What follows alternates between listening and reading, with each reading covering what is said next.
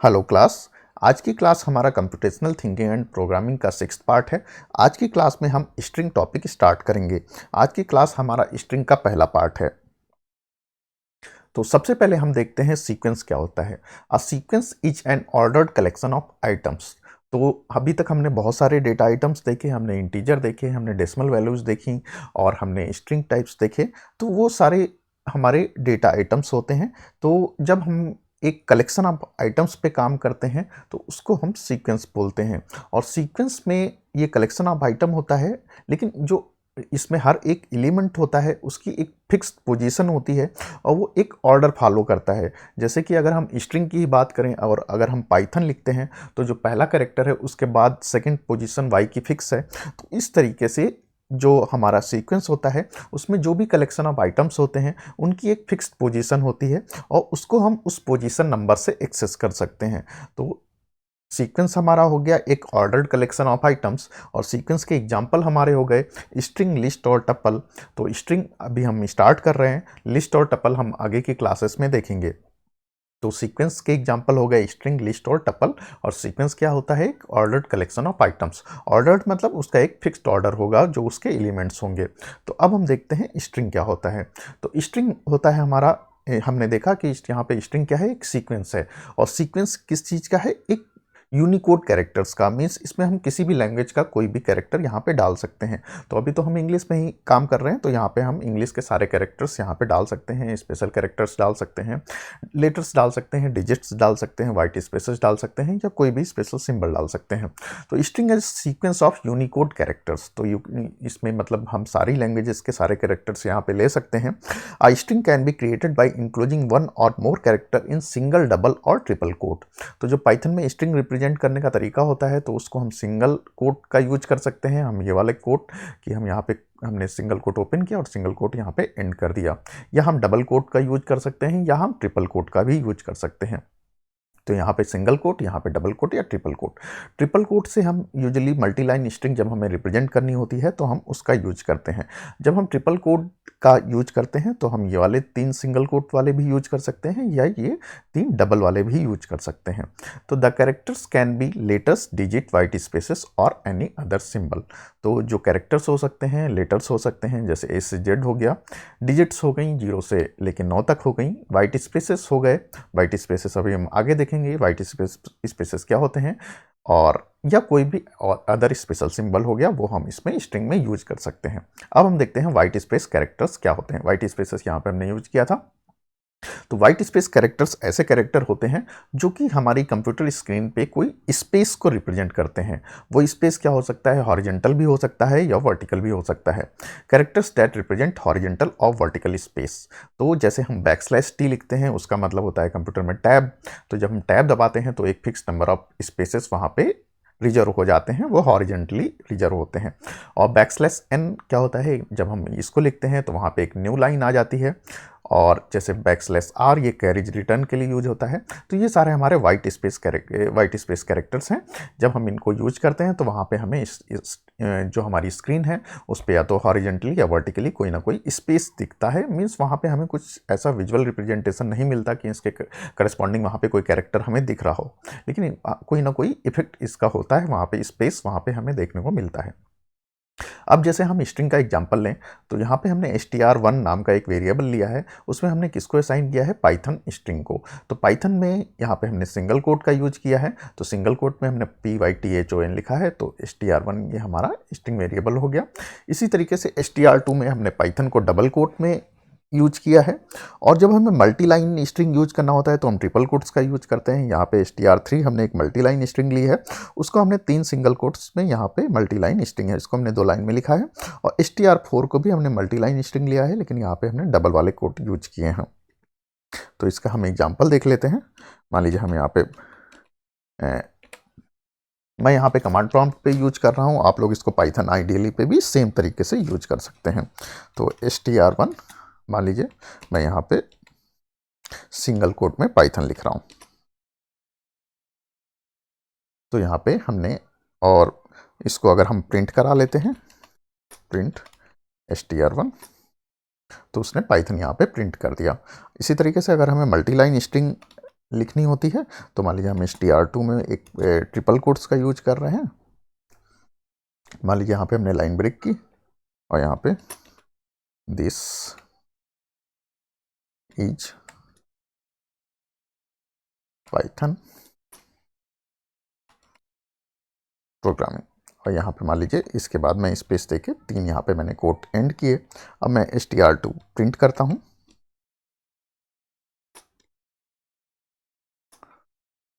तो उसने प्रिंट कर दिया, हमने जितने स्पेसेस दिए थे और उसके बाद जो हमने यहाँ पे मल्टीलाइन स्ट्रिंग दी थी उसको उसने प्रिंट कर दिया। तो ट्रिपल कोट्स का मेनली हम यूज मल्टीलाइन स्ट्रिंग के लिए करते हैं। तो इस तरीके से हम पाइथन में स्ट्रिंग को रिप्रेजेंट कर सकते हैं। अब हम देखते हैं कि इंडेक्सिंग क्या होता है। जब हम स्ट्रिंग को रिप्रेजेंट करते हैं तो उसके हर एक इंडिविजुअल कैरेक्टर को एक्सेस करने के लिए हम एक न्यूमेरिक वैल्यू, जिसको हमने देखा था एक पोजिशनल वैल्यू स्ट्रिंग में होती है, तो उस न्यूमेरिक वैल्यू को हम यूज करते हैं हर एक इंडिविजुअल एलिमेंट को एक्सेस करने के लिए, और उसी न्यूमेरिक वैल्यू को हम इंडेक्स बोलते हैं। तो इसके हम कुछ फीचर्स देख लेते हैं। Indexing is use to access individual characters in a string. तो जैसे हमने पाइथन लिखा तो उसमें इंडिविजुअल कैरेक्टर्स क्या क्या हो गए, पी हो गया, वाई हो गया, टी, एच, ओ, एन, ये सारे इंडिविजुअल कैरेक्टर्स हो गए, और अगर उनको एक्सेस करना है तो उसके लिए हम इंडेक्सिंग का यूज करते हैं। तो इंडेक्सिंग के लिए हम न्यूमेरिक वैल्यूज का यूज करते हैं। Index must be an integer. तो इंडेक्स क्या होता है, एक इंटीजर होता है। The index specifies the character to be access in string and is written in square bracket. तो यहाँ पे जो हमने ये अंदर ब्रैकेट दिखाए हुए हैं, स्क्वायर ब्रैकेट का हम यूज करते हैं स्ट्रिंग इंडेक्सिंग के लिए। The index of the first character from, indexing दो तरीके से हो सकती है, एक तो फॉरवर्ड इंडेक्सिंग या बैकवर्ड इंडेक्सिंग। तो फॉरवर्ड इंडेक्सिंग का मतलब होता है कि स्ट्रिंग को जब हम लेफ्ट से राइट एक्सेस कर रहे हो, तो मान लीजिए हमारी ये स्ट्रिंग थी पाइथन, तो अगर हम लेफ्ट से राइट की तरफ जा रहे हैं, पी से एन की तरफ जा रहे हैं, तो उसे बोलते हैं फॉरवर्ड इंडेक्सिंग। और अगर हम एन से पी की तरफ जा रहे हैं, मीन्स राइट से लेफ्ट की तरफ जा रहे हैं, तो उसे हम बोलते हैं बैकवर्ड इंडेक्सिंग। तो फॉरवर्ड इंडेक्सिंग में हम क्या करते हैं, पॉजिटिव इंडेक्स का यूज करते हैं। तो और अगर हम बैकवर्ड इंडेक्सिंग में हम निगेटिव इंडेक्स का यूज करते हैं। तो अगर हम फॉरवर्ड इंडेक्सिंग की बात करें, the index of the first character from left in the string is 0 and the last character is n-1। तो यहाँ पे n क्या है, स्ट्रिंग की लेंथ है। तो मान लीजिए अगर हम पाइथन स्ट्रिंग की बात करें PYTHON, तो अगर हम फॉरवर्ड इंडेक्सिंग कर रहे हैं, मीन्स हम लेफ्ट से राइट की तरफ जा रहे हैं, तो वहाँ पे पहले जो कैरेक्टर होगा उसका इंडेक्स होगा हमारा 0, अगले कैरेक्टर का इंडेक्स होगा 1, उसके अगले कैरेक्टर का इंडेक्स 2। इसी तरीके से हमारे जो लास्ट इंडेक्स होगा उसका जो हमारा लास्ट कैरेक्टर होगा उसका इंडेक्स होगा लेंथ -1। तो यहाँ पे n-1, n क्या है यहाँ पे लेंथ। तो यहाँ पे इसकी अगर हम लेंथ देखें तो इसकी लेंथ है 6 कैरेक्टर्स, 1 2 3 4 5 6। तो 6 कैरेक्टर्स है, तो 0 से स्टार्ट हुआ तो ये लेंथ -1 तक जाएगा, 5 तक जाएगा। तो ये हो गई हमारी फॉरवर्ड इंडेक्सिंग। और इसी तरीके से इसमें हमारी स्ट्रिंग में बैकवर्ड इंडेक्सिंग भी होती है। बैकवर्ड इंडेक्सिंग का मतलब होता है कि हम स्ट्रिंग को राइट से लेफ्ट की तरफ ट्रेवर्स कर रहे हैं। तो राइट से लेफ्ट की तरफ हम जाएंगे तो नेगेटिव इंडेक्स में क्या होता है, या बैकवर्ड इंडेक्सिंग में क्या होता है, जो हमारा सबसे राइट मोस्ट एलिमेंट होता है उसको हम इंडेक्स देते हैं -1, उसके अगले एलिमेंट को हम देते हैं इंडेक्स -2, उसके अगले एलिमेंट को हम देते हैं इंडेक्स -3। तो इस तरीके से जो हमारी इंडेक्सिंग होती है, बैकवर्ड इंडेक्सिंग की बात करें तो वो नेगेटिव में होती है, और अगर हम फॉरवर्ड इंडेक्सिंग की बात करें तो वो हमारी पॉजिटिव में होती है। तो बैकवर्ड इंडेक्सिंग में जो हमारा इंडेक्स होता है वो -1 से हम स्टार्ट करते हैं राइट मोस्ट एलिमेंट को, और लेंथ -1 लेंथ माइनस लेंथ तक हम जाते हैं। तो यहाँ पे इसकी लेंथ थी 6, तो हम बैकवर्ड इंडेक्सिंग में कहाँ तक गए, -6 तक। लेकिन फॉरवर्ड इंडेक्सिंग में हम 0 से स्टार्ट करते हैं तो लेंथ -1 तक जाते हैं। तो 0 से हमने स्टार्ट किया तो हम 5 तक गए, लेकिन अगर हम बैकवर्ड इंडेक्सिंग की बात करें तो -1 से स्टार्ट किया तो माइनस लेंथ तक जाते हैं। तो इस तरीके से फॉरवर्ड इंडेक्सिंग और बैकवर्ड इंडेक्सिंग हम दोनों का ही यूज कर सकते हैं अपनी स्ट्रिंग के कैरेक्टर्स को एक्सेस करने के लिए। तो जैसे हमारा यहाँ पे स्ट्रिंग 1 है एक पाइथन, और फिर हमने str1, उसके बाद हमने स्क्वायर ब्रैकेट में 0 लिखा। 0 का मतलब हमें 0th इंडेक्स के एलिमेंट को एक्सेस करना है। तो यहाँ पे 0th इंडेक्स का एलिमेंट क्या है, p, तो उसने p को प्रिंट कर दिया। और यहाँ पे जो हम इंडेक्स होता है उसकी करस्पॉन्डिंग वैल्यूज भी पास करते हैं या वेरिएबल पास कर सकते हैं, लेकिन जो भी हम एक्सप्रेशन इसमें पास करेंगे उसका जो रिजल्ट होना चाहिए वो एक इंटीजर होना चाहिए। तो the index can also be an expression including variables and operators, but the expression must evaluate to an integer. तो जहाँ पे हमने स्ट्रिंग 2+3 पास किया, 2+3 का मतलब होता है 5, तो str1 2+3 मीन्स ये 5 हो गया। तो str1 में 5th इंडेक्स पे क्या है, n, तो इसने हमारा यहाँ पे मैंने स्मॉल n लिया है, इसीलिए स्मॉल n यहाँ पे प्रिंट कर दिया। तो इस तरीके से इंडेक्सिंग हमारी काम करती है। तो negative index are used to access the characters of the string from right to left. हमने देखा बैकवर्ड इंडेक्सिंग में राइट टू लेफ्ट हम एक्सेस कर सकते हैं और उसके लिए हम नेगेटिव इंडेक्सेस का यूज करते हैं। Starting from the right hand side the first character has the index -1। तो राइट हैंड साइड से जब हम स्टार्ट करेंगे, हम बैकवर्ड इंडेक्सिंग की बात करें तो जो पहले कैरेक्टर होगा उसका जो हमारा इंडेक्स होगा वो होगा -1 and the last character has the index -n where n is the length of the string. तो जो हमारा लास्ट कैरेक्टर होगा उसका हमारा इंडेक्स क्या होगा -n और यहाँ पे n क्या है, स्ट्रिंग की लेंथ है। तो इस तरीके से हमारी फॉरवर्ड इंडेक्सिंग और बैकवर्ड इंडेक्सिंग काम करती है। तो इसका मान लीजिए हम एक एग्जाम्पल देख लेते हैं। str1 इज इक्वल टू मान लीजिए हम कैपिटल में, यहाँ पे डबल कोट्स में,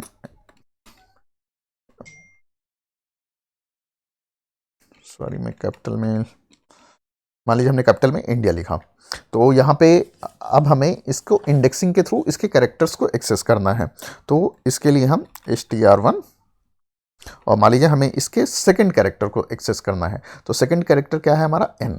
तो सेकंड कैरेक्टर n है तो उसके लिए उसका इंडेक्स क्या होगा, 0th इंडेक्स फर्स्ट इंडेक्स। तो यहाँ पे हम 1 लिखेंगे। तो ये हो गया हमारा n। तो इस तरीके से मान लीजिए अगर हम नेगेटिव इंडेक्स की हम बात कर रहे हैं तो यहाँ पे जो इसकी लेंथ है, ये वाला कैरेक्टर इसका इंडेक्स होगा, अगर हम बैकवर्ड इंडेक्स की बात करें तो इंडेक्स होगा -1। तो str1 और यहाँ पे हम -1 अगर लिखते हैं तो वो हमारा a दे देगा। इस तरीके से अगर -2 लिखेंगे तो वो i आ जाएगा। और अगर हम फॉरवर्ड इंडेक्सिंग में ही इसको एक्सेस करना चाहते हैं तो हमें क्या लिखना होगा, 0 1 2 3 4। तो str1 4। तो str1 4 लिखेंगे हम, वो भी हमें क्या देगा, a। तो str1 -1 लिखा, वो उसने हमें ये वाला एलिमेंट दिया। str4 लिख रहे हैं तो वो भी हमें ये एलिमेंट देगा। तो इस तरीके से हमारी इंडेक्सिंग काम करती है पाइथन में। अब हम देख लेते हैं रेंज फंक्शन। रेंज फंक्शन हमने पहले भी देखा हुआ है, यहाँ पे हमने लूप्स में देखा था। अब यहाँ पे उसका थोड़ा सा रिवीजन कर लेते हैं क्योंकि वो हमें यहाँ पे भी काम आएगा। तो रेंज फंक्शन क्या होता है, रेंज फंक्शन एक हमें सीक्वेंस ऑफ इंटीजर्स प्रोवाइड करता है और रेंज फंक्शन में हम पैरामीटर क्या क्या देते हैं, स्टार्ट, स्टॉप और स्टेप। तो ये 3 पैरामीटर हम रेंज फंक्शन में पास करते हैं और इन्हीं के बेसिस पे वो हमें एक सीक्वेंस ऑफ इंटीजर दे देता है, मीन्स एक सीक्वेंस में हमें इंटीजर्स का दे देता है। तो और range function is used to create a sequence of integers from the given start value up to stop value. लेकिन वहां पे स्टॉप वैल्यू एक्सक्लूड होती है, excluding stop value with a difference of given step size. तो यहाँ पे जो given step value होती है, गिवन स्टेप साइज होता है, हम वहां पे स्पेसिफाई करते हैं और उसके अकॉर्डिंग ये हमें इंटीजर्स का एक सीक्वेंस दे देता है। तो इसका सिंटेक्स हो गया रेंज, स्टार्ट, स्टॉप, स्टेप। और जो यहाँ पे हमारा स्टार्ट है और स्टेप है, इस दोनों पैरामीटर ऑप्शनल है, मीन्स हम इन दोनों को चाहें तो स्पेसिफाई ना भी करें। तो start value is not specified by default the list start from 0। तो हमने देखा इंडेक्स 0 से स्टार्ट होता है, उसी तरीके से अगर हम स्टार्ट वैल्यू यहाँ पे स्पेसिफाई नहीं कर रहे हैं, वो 0 से स्टार्ट होगी। If step is also not specified the default value increases by 1। तो अगर स्टेप भी हम स्पेसिफाई नहीं कर रहे हैं तो उसकी भी डिफॉल्ट वैल्यू क्या होगी, 1। All parameters of range function must be integers. तो इसके सारे पैरामीटर क्या होने चाहिए, इंटीजर होने चाहिए। The step parameter can be A positive और नेगेटिव इंटीजर एक्सक्लूडिंग 0। जो स्टेप वैल्यू है वो पॉजिटिव इंटीजर भी हो सकती है, नेगेटिव इंटीजर भी हो सकती है, लेकिन 0 नहीं हो सकती। तो इस तरीके से मान लीजिए हम अगर लिखते हैं रेंज 10। तो रेंज 10 का मतलब क्या हुआ, हमने स्टार्ट स्पेसिफाई नहीं किया, केवल स्टॉप मैंडेटरी था, केवल हमने उसको स्पेसिफाई किया है। तो ये हमारे जब हमने स्टार्ट स्पेसिफाई नहीं किया तो उसकी वैल्यू कहाँ से स्टार्ट होगी, 0 से स्टार्ट होगी। और यहाँ पे हमने स्टॉप की वैल्यू 10 दी है, तो स्टॉप वैल्यू जो होती है वो एक्सक्लूड होती है। एक्सक्लूड मीन्स वो शामिल नहीं होती। और जब यहाँ पे हमने स्टेप की भी वैल्यू नहीं दी है तो स्टेप की वैल्यू क्या होगी, 1। तो स्टार्ट हमारा 0 है, स्टेप 1 है, मीन्स हम एक एक स्टेप आगे बढ़ेंगे। तो 0 1 2 हम एक एक स्टेप आगे बढ़ रहे हैं और कहाँ तक बढ़ेंगे, स्टॉप से जस्ट पहले तक। तो स्टॉप है हमारा 10, तो स्टॉप से जस्ट पहले तक वैल्यू कहां तक आ जाएगी, 9। तो 0 से स्टार्ट हुई और 9 तक की वैल्यू हमें यहां पे मिल गई। स्टॉप शामिल नहीं होता है और हम स्टेप बाय स्टेप आगे बढ़ते हैं। तो स्टेप की वैल्यू यहां पे 1 थी तो हम एक एक स्टेप आगे बढ़े। अगर स्टेप की वैल्यू यहां पे 5 होती तो हम कितना आगे बढ़ते, 5 स्टेप आगे बढ़ते। तो इस तरीके से हम यहाँ पे काम करते हैं। तो मान लीजिए अगर हम यहाँ पे स्टेप भी दे देते तो 10 कॉमा अगर हम 5 कर देते तो उस केस में क्या होता है, यहाँ पे 0 तो 5 स्टेप आगे बढ़ते 5 और उसके बाद अगला बढ़ते तो 10 हो जाता और 10 हमें शामिल नहीं करना है। तो हमें आउटपुट में क्या मिलता है, 0 और 5। अब मान लीजिए यहाँ पे हमने जो value the, default step value is 1। तो यहाँ पे हमने स्टार्ट दिया और स्टॉप दिया, लेकिन स्टेप वैल्यू हमने नहीं दी। तो स्टार्ट हमने 2 किया है और स्टॉप हमने 10 किया है। स्टेप वैल्यू डिफॉल्ट क्या होती है, 1 होती है। तो 2 से स्टार्ट होगा और 10 तक जाएगा। तो स्टेप 1 है तो एक एक स्टेप आगे बढ़ेगा, 2 3 4 5 6 7 8 9 10 तक नहीं जाएगा क्योंकि स्टॉप वैल्यू एक्सक्लूड होती है, इंक्लूड नहीं होती। अब हम देखते हैं कि स्टेप वैल्यू हमने 5 दी है, तो यहाँ पे 5 दी है, 0 से स्टार्ट हो रहा है, 30 से जस्ट पहले तक रुकना है और 5 स्टेप वैल्यू है। तो 0 से हमने स्टार्ट किया, आउटपुट हमें क्या मिलेगा, 0 से स्टार्ट किया 5, फिर 10 क्योंकि हम 5 आगे बढ़ना है, 15 20 25, फिर 25 के आगे जैसे ही 5 ऐड करेंगे तो क्या हो जाएगा 30, लेकिन हमें 30 तक नहीं जाना है, 30 से जस्ट पहले रुकना है, तो हमें आउटपुट में क्या मिल जाएगा 25 तक। तो इसका हम एग्जाम्पल देख लेते हैं। मान लीजिए हम यहाँ पे लिखते हैं लिस्ट रेंज, मान लीजिए हमने यहाँ पे 10 लिखा, तो ये हमें क्या मिल जाएगा यहाँ पे 0 से लेके 9 तक, 0 से लेके 9 तक वैल्यूज हमें इंटीजर रेंज की मिल गई। इसी तरीके से मान लीजिए हम लिखते हैं लिस्ट रेंज, यहाँ पे हम लिखते हैं मान लीजिए हम 0 से स्टार्ट कर रहे हैं, मान लीजिए हमें स्टार्ट वैल्यू नहीं भी दे रहे हैं तो 0 से स्टार्ट होती है, मान लीजिए स्टार्ट वैल्यू हमने 5 दी और हमें जाना है 50 तक, और हम जो हमारा स्टेप साइज है वो मान लीजिए हमारा 10 का है, तो हम 10 स्टेप्स आगे बढ़ेंगे और हमें 50 से जस्ट पहले रुकना है, और हम स्टार्ट कहाँ करेंगे 5 से। तो हम 5 से स्टार्ट किया, 10 आगे बढ़े 15, फिर 10 आगे बढ़े 25, देन 10 आगे बढ़े 35, देन 10 आगे बढ़े तो 45 के आगे जैसे ही हम आगे 10 बढ़ेंगे तो 55 हो जाएगा, तो लेकिन हमें 50 से पहले रुकना है। तो इस तरीके से जो हमारा रेंज फंक्शन है वो काम करता है। अब हम देखते हैं लेन फंक्शन। लेन फंक्शन क्या करता है, जब भी हम उसमें कोई पाइथन ऑब्जेक्ट पास करते हैं लेन फंक्शन में, तो वो हमारा उसकी लेंथ दे देता है। और हमारी स्ट्रिंग की लेंथ क्या होती है, स्ट्रिंग में जितने नंबर ऑफ कैरेक्टर्स होते हैं वो उसकी लेंथ होती है। तो यहाँ पे अगर हम देखें, मान लीजिए हम यहाँ पे इसका एग्जाम्पल देखते हैं, str1 = पाइथन, यहाँ पे हमारे str1 में कितने कैरेक्टर्स हैं, यहाँ पे हमारे 6 कैरेक्टर्स हैं। तो हम अगर लेन ऑफ str1 लिखेंगे तो ये हमारा कितना दे देगा, 6 दे देगा, इसने हमें आउटपुट में 6 दे दिया। इसी तरीके से हमारी कोई भी स्ट्रिंग हो, str1 = मान लो हम यहाँ पे एक कंप्यूटर लेते हैं, तो अगर लेन इस पे अप्लाई करेंगे तो उसने हमें क्या दे दिया 8, क्योंकि यहाँ पे कितने कैरेक्टर्स हैं 8। तो इस तरीके से हमारे स्ट्रिंग में जितने कैरेक्टर्स होंगे लेंथ फंक्शन हमें उसका काउंट दे देगा। And inbuilt function len in Python returns the length of the string that is passed as parameters. तो लेंथ क्या होती है स्ट्रिंग की, नंबर ऑफ कैरेक्टर्स। तो यहाँ पे अगर हम एग्जाम्पल देखें, स्ट्रिंग str1 में हमने पाइथन प्रोग्रामिंग पास किया, तो इसमें अगर हम कैरेक्टर्स काउंट करेंगे, यहाँ पे स्पेस भी एक कैरेक्टर होता है, उसको भी काउंट करना होगा, तो वो हमारी लेंथ क्या दे देगा 18। तो अगर हम देखें 1 2 3 4 5 6, यहाँ पे 7 8 9 10 11 12 13 14 15 16 17 18। तो इस तरीके से हमारे यहाँ पे 18 कैरेक्टर्स हैं। स्पेस को क्योंकि स्पेस भी एक कैरेक्टर होता है, तो 18 उसने हमें लेंथ दे दी। तो इस तरीके से अगर हमें स्ट्रिंग की लेंथ निकालनी है कि उसमें कितने नंबर ऑफ कैरेक्टर्स हैं, तो उसके लिए हम लेन फंक्शन का यूज करेंगे। अब हम देखते हैं म्यूटेबिलिटी वर्सेस इम्यूटेबिलिटी। जब भी हम किसी पाइथन में ऑब्जेक्ट पे काम करते हैं तो वो तो या तो म्यूटेबल हो सकता है या इम्यूटेबल हो सकता है। तो म्यूटेबल ऑब्जेक्ट क्या होते हैं और इम्यूटेबल ऑब्जेक्ट क्या होते हैं वो आज हम इसमें देखते हैं। तो पाइथन में जब भी कोई ऑब्जेक्ट होता है उसके 3 फीचर्स होते हैं। उसका पहला फीचर होता है उसकी आइडेंटिटी, उसका दूसरा फीचर होता है उसका टाइप, और उसका तीसरा फीचर होता है उसकी वैल्यू। तो इस तरीके से मान लीजिए अगर हमने कोई वेरिएबल लिया, मान लीजिए हम यहाँ पे लेते हैं, मान लीजिए x हमने लिया 5। तो x हमारा क्या है, एक इंटीजर ऑब्जेक्ट है।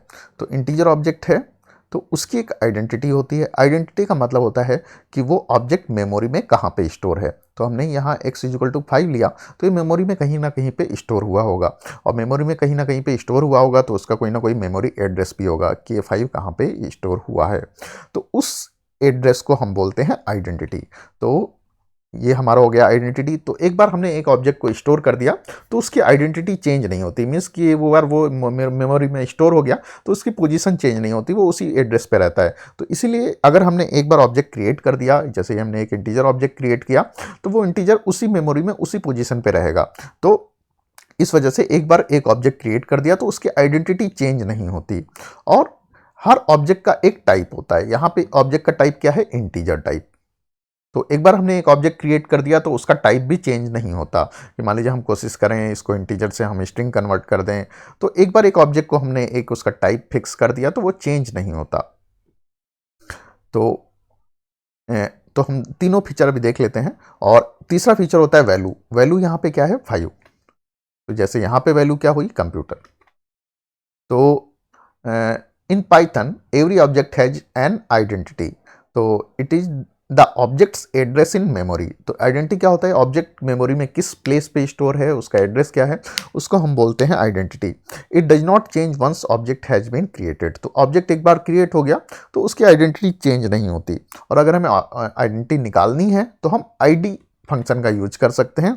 मान लीजिए हमने यहाँ पे लिया x इजिकल टू 5, तो आईडी ऑफ x हम यहाँ पे लिखेंगे तो यहाँ पे हमें उसकी आइडेंटिटी मिल जाएगी। मीन्स मेमोरी में वो किस एड्रेस पे सेव हुआ है, तो ये हमें उसका एड्रेस मिल गया। तो आइडेंटिटी हम आईडी फंक्शन के थ्रू चेक कर सकते हैं। इसी तरीके से हर एक ऑब्जेक्ट का एक टाइप होता है और उस टाइप को हम चेक कर सकते हैं टाइप फंक्शन के थ्रू। टाइप हमने देखा, जैसे ये इंटीजर टाइप का है तो मान लीजिए हम टाइप x लिखते हैं तो यहाँ पे हमें क्लास इजिकल टू INT मिल गया। और मान लीजिए हम अगर यहाँ पे कोई स्ट्रिंग ऑब्जेक्ट ले लेते हैं, मान लीजिए हमें str1 हमने कोई ऑब्जेक्ट लिया और मान लीजिए हमने इसमें इंडिया स्टोर किया। तो अब हम अगर टाइप str1 प्रिंट करते हैं तो हमें बोल देता है ये क्लास स्ट्रिंग टाइप का है। तो इसलिए हर एक ऑब्जेक्ट का एक टाइप होता है। It tells the data type of the object. तो डेटा टाइप का जो भी ऑब्जेक्ट का डेटा टाइप होता है ये हमें उसके बारे में बताता है। It does not change once object has been created. एक ऑब्जेक्ट एक बार क्रिएट हो गया तो उसका डेटा टाइप चेंज नहीं होता। Type tells what operations are supported by the object. तो मान लीजिए टाइप ये भी बताता है कि हम उस पर क्या क्या ऑपरेशन कर सकते हैं and the possible values that can be assign to it. तो मान लीजिए जैसे यहाँ इसका मतलब ये हुआ कि मान लीजिए जैसे हम इंटीजर टाइप पे काम कर रहे हैं तो हम उसमें एडिशन सब्ट्रैक्शन सब कुछ कर सकते हैं।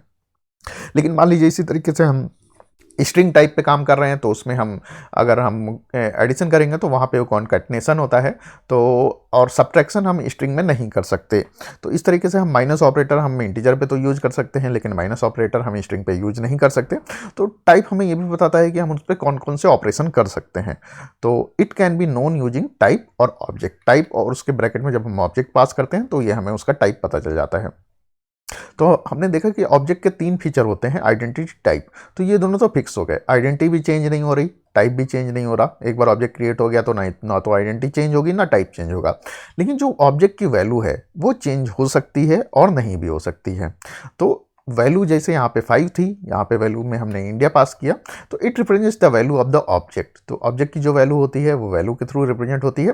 इट कैन और can not be change depending on object. तो ऑब्जेक्ट के बेसिस पे ये चेंज भी हो सकती है या नहीं भी चेंज हो सकती है। तो जिन ऑब्जेक्ट्स की वैल्यू हम चेंज कर सकते हैं उनको हम बोलते हैं म्यूटेबल ऑब्जेक्ट, और जिन ऑब्जेक्ट्स की वैल्यू हम चेंज नहीं कर सकते उनको बोलते हैं इम्यूटेबल ऑब्जेक्ट। तो if the value of an object can be changed after it is created, it is called mutable object। Example हो गया इसका लिस्ट और डिक्शनरी।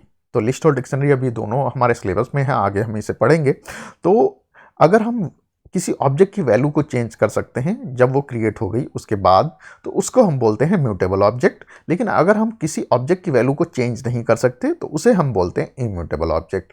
तो if the value of an object can not be change after it is created, it is called immutable object. इसके example हो गए numeric, string और tuple. तो हमने नंबर्स पहले ही देख लिए, स्ट्रिंग अभी हम देख रहे हैं, टपल हमें आगे के सिलेबस में है हमारे में। तो स्ट्रिंग जो है हमारा वो क्या है? Immutable object. इम्यूटेबल ऑब्जेक्ट का मतलब क्या हुआ? हमने एक बार स्ट्रिंग को क्रिएट किया, जैसे यहाँ पे हमने स्ट्रिंग को क्रिएट किया तो हम उसकी वैल्यू को चेंज नहीं कर सकते। तो if the value of an object can not be change after it is created, it is called immutable object. तो यहाँ पे मान लीजिए हमने str1 क्या लिया है? इंडिया लिया है।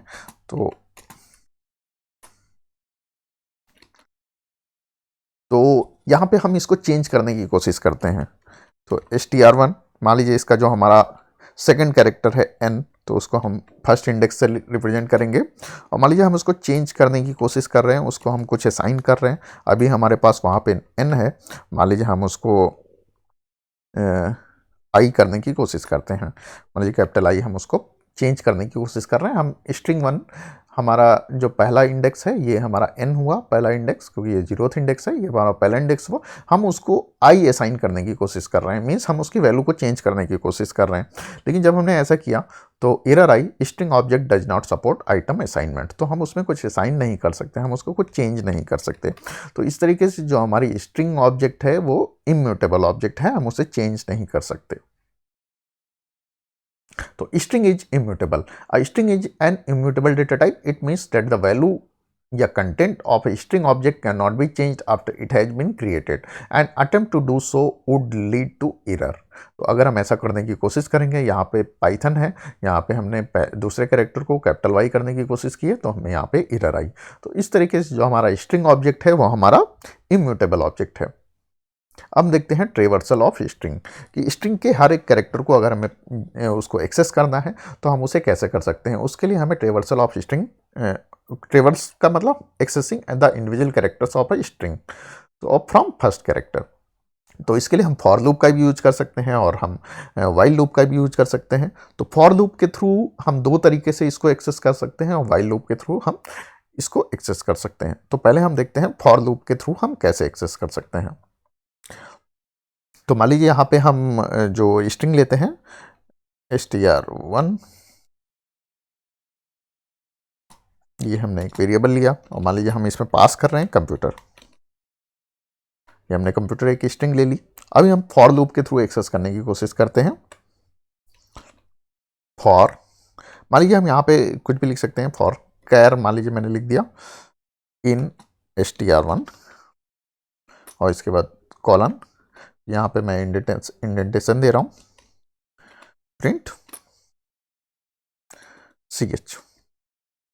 यहाँ पे मैंने क्या किया, फॉर लूप का यूज किया, फॉर कैर इन str1। यहाँ पे हम कैर की जगह x y z कुछ भी लिख सकते हैं। तो यहाँ पे for char in str1 means यहाँ का हर एक इंडिविजुअल एलिमेंट अभी क्या है, कैर है। तो प्रिंट कैर, तो ये लूप तब तक चलेगा जब तक इसका हर एक कैरेक्टर प्रिंट नहीं हो जाता। तो सबसे पहले जब हमने इसको एग्जीक्यूट किया, सबसे पहले C प्रिंट हुआ, O प्रिंट हुआ, MPUTER, सारे कैरेक्टर्स यहाँ पे प्रिंट हो गए। तो सबसे पहले इसने क्या किया, सबसे पहले कैरेक्टर को इसने देखा और कैर इन str1 उसको प्रिंट किया, C को प्रिंट किया, फिर कैर की वैल्यू एक आगे बढ़ गई तो उसने क्या किया, O को प्रिंट किया, फिर M को प्रिंट किया, U को प्रिंट किया। इसी तरीके से पूरी स्ट्रिंग को हमें प्रिंट कर दिया। लेकिन मान लीजिए अगर हम चाहते हैं कि मान लीजिए ये जो हमारे नए नए लाइन में प्रिंट हुए हम इन्हें एक साथ एक लाइन में ही प्रिंट करें, तो या मान लीजिए स्पेस देके प्रिंट करें या बीच में डॉलर देके प्रिंट करें, तो क्योंकि ये एक अलग अलग लाइन में प्रिंट हुए, क्योंकि प्रिंट फंक्शन जो होता है हमारा वो एक बार एग्जीक्यूट होता है तो एक बार एक लाइन ब्रेक देता है। तो पहली बार प्रिंट हुआ तो एक लाइन ब्रेक दिया, अगली बार प्रिंट हुआ तो फिर एक लाइन ब्रेक दिया। तो इस तरीके से सारे नई नई लाइन में प्रिंट होते चले गए। लेकिन हम चाहते हैं कि मान लीजिए एक ही लाइन में प्रिंट हो, तो उसके लिए हम एंड फंक्शन का यूज कर सकते हैं। मान लीजिए हमने str1 लिया और फॉर कैर इन str1 और यहाँ पे हम लिखेंगे प्रिंट कैर और यहाँ पे मान लीजिए हम एंड फंक्शन का यूज कर देते हैं, एंड इज इक्वल टू, और यहाँ पे मान लीजिए हम दो स्पेसेस हमने एंड में स्पेसिफाई किया। तो यहाँ पे कंप्यूटर के C के बाद दो स्पेस, O के बाद दो स्पेस, इस तरीके से हम यहाँ पे प्रिंट हो गया। मान लीजिए हम यहाँ पे एंड में डॉलर दे देते तो C के बाद एक डॉलर, O के बाद एक डॉलर सिंबल, इस तरीके से हमारा प्रिंट हो जाता। तो इस तरीके से हमारा काम करता है एंड फंक्शन। तो ये तो हो गया हमारा, ये हमारा हो गया है फॉर के थ्रू हम कैसे प्रिंट कर रहे हैं। अब हम देखते हैं फॉर के थ्रू एक दूसरा सिंटेक्स भी है, उसको हम यहाँ पे देखते हैं, लेकिन उसमें हम रेंज फंक्शन का यूज करते हैं। तो रेंज फंक्शन के थ्रू हम कैसे फॉर लूप का यूज करेंगे वो हम यहाँ पे देखते हैं। तो अभी हमने देखा अगर हमारी स्ट्रिंग कंप्यूटर है मान लीजिए तो C का इंडेक्स है हमारा 0, O का इंडेक्स है 1, M का इंडेक्स है 2, इस तरीके से हमारी इंडेक्सिंग आगे बढ़ती है। तो मान लीजिए अगर हम यहाँ पे लिखें str1 हमारा ये हो गया और यहाँ पे हम लिखें फॉर x इन रेंज, यहाँ पे हम रेंज फंक्शन का यूज कर रहे हैं, पिछले में हमने रेंज फंक्शन का यूज नहीं किया था। फॉर x इन रेंज, तो रेंज हम मान लीजिए लिखते हैं लेन str1, लेन हमें क्या देगा, उसकी लेंथ देगा। तो रेंज फंक्शन देखा हमने, अगर स्टार्ट स्पेसिफाई नहीं करते तो 0 से स्टार्ट होता है, मीन 0 से स्टार्ट होगा और इंडेक्सिंग भी हमारी बाय डिफॉल्ट 0 से स्टार्ट होती है। और लेन ऑफ str1, ये कंप्यूटर की हमारी लेंथ हो गई 8। तो लेन ऑफ str1 मीन्स हमने स्टॉप वैल्यू 8 दे दी और स्टेप साइज हम नहीं दे रहे हैं।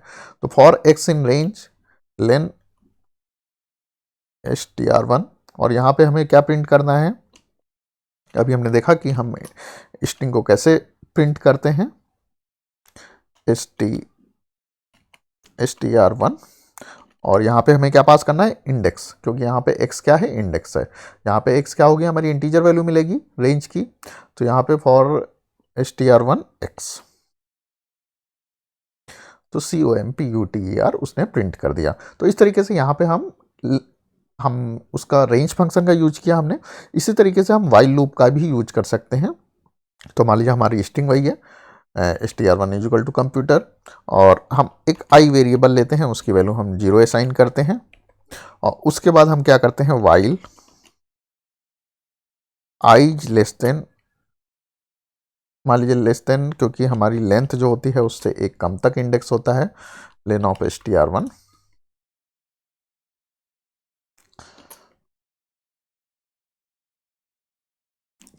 प्रिंट, जैसे पिछले में हमने किया, क्योंकि इंडेक्स के थ्रू हम प्रिंट कर रहे हैं, तो str1 और ब्रैकेट में आई। तो यहाँ पे जो हमारा आई है वो शुरुआत में 0 है, तो आई जब तक उसकी लेंथ से कम है तो उसको प्रिंट करेगा, और हमें इसके बाद आई की वैल्यू को एक इंक्रीज करना पड़ेगा, आई प्लस इज इक्वल टू 1। तो यहाँ पे पहले क्या होगा, आई की वैल्यू 0 है तो str0 प्रिंट होगा, और फिर आई की वैल्यू 1 हो गई तो उसके बाद str1 प्रिंट होगा, उसके बाद आई की वैल्यू 2 हो गई, और चेक करता रहेगा जब तक वो लेंथ से कम है तब तक उसको प्रिंट करता रहेगा। तो इस तरीके से हमारा यहाँ पे COMPUTER प्रिंट हो गया। तो इस तरीके से हमने देखा, फॉर लूप के थ्रू हमने स्ट्रिंग को प्रिंट किया, फॉर लूप के थ्रू रेंज फंक्शन के थ्रू प्रिंट किया, और वाइल लूप के थ्रू हमने स्ट्रिंग के सारे कैरेक्टर्स को एक्सेस किया। तो इस तरीके से हम स्ट्रिंग को ट्रेवर्स कर सकते हैं। आज की क्लास को हम यहीं पे फिनिश करते हैं। Thank you.